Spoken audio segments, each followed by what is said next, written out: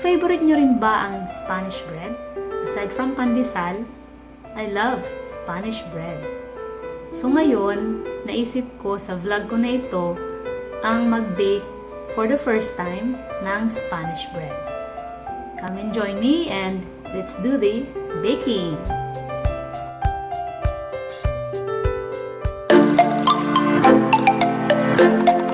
Hi guys! Welcome to my channel, Chillax Mix Max. And again, as I have promised, I will try to bake Spanish bread for the first time.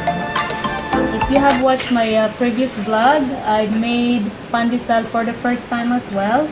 And it turned out a good bread. So, let's try the pandesal, the Spanish bread, and we'll see.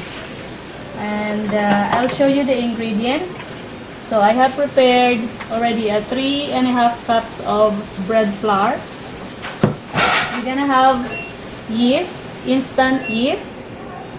We're gonna have butter or margarine, and also eggs,